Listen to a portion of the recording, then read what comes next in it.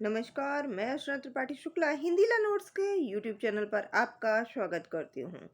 आज मैं आपको मोटर वाहन दुर्घटना में क्लेम करने का प्रोसेस क्या है, ट्रिब्यूनल में कैसे जा सकते हैं, अपील के बारे में आपको जानकारी दूंगी।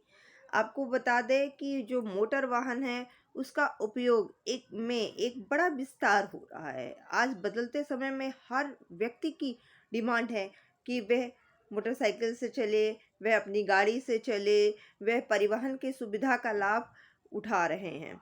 पर कहते हैं कि हर सुविधा के दो पहलू होते हैं।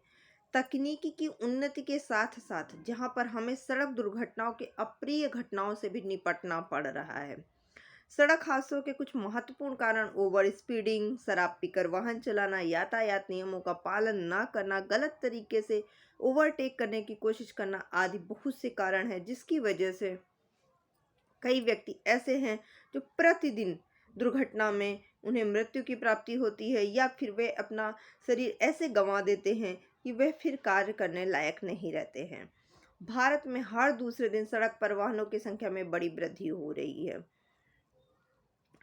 आपको बता दें कि 2015 के एक आर्थिक सर्वेक्षण के अनुसार जो है दिल्ली पर सड़क पर मोटर वाहन है उसकी संख्या 88.27 लाख थी। अब आप समझ सकते हैं कि अभी क्या हो गया होगा और आगे क्या होगा। 2019 में पूरे भारत में 4,37,396 सड़क दुर्घटनाएं दर्ज की गई।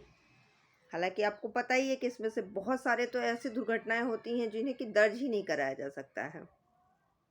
आपको बता दें कि सुप्रीम कोर्ट और दिल्ली हाई कोर्ट के द्वारा जारी निर्देशों के अनुसार पुलिस द्वारा मोटर एक्सीडेंट क्लेम मामलों की जांच की प्रक्रिया का जो सारांश है वह दिल्ली हाई कोर्ट ने मयूर अरोड़ा वर्सेस अजीत मामले में लिया था। इसके बाद मोटर यान अधिनियम 1988 एक्ट के अध्याय 12 में जो है दावा अधिकरण का प्रावधान किया गया।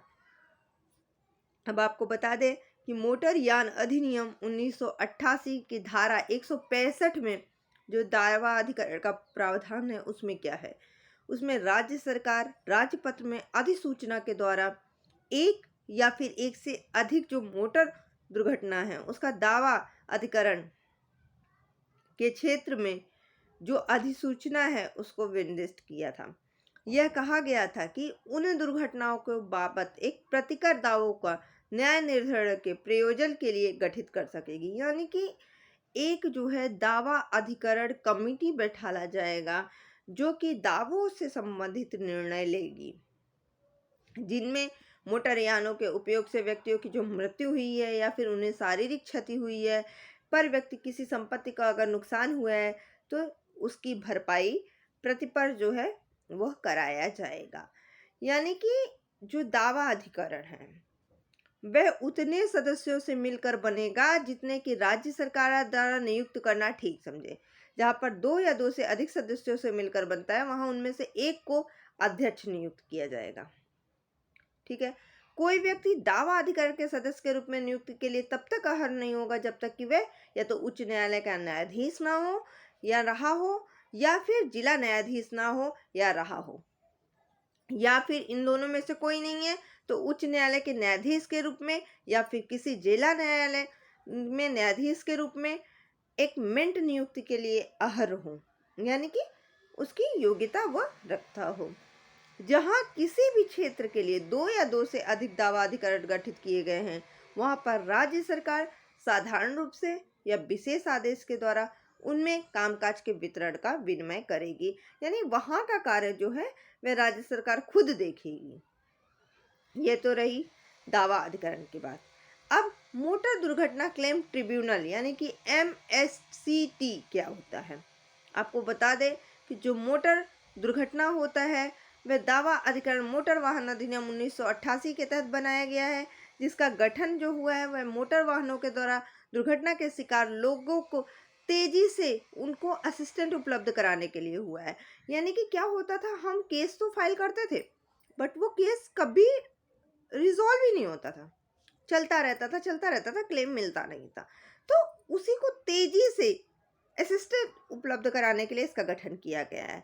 अधिकरण उन मामलों में सिविल न्यायालयों के क्षेत्राधिकार के विहीन कर लेते हैं जो मोटर दुर्घटना दावा अधिकरण से संबंधित होते हैं।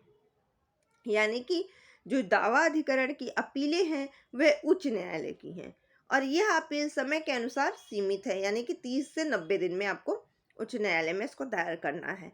उच्च न्यायालय 90 दिनों की उक्त अवधि की समाप्ति के बाद अपील ले भी सकता है और अपील को मना भी कर सकता है।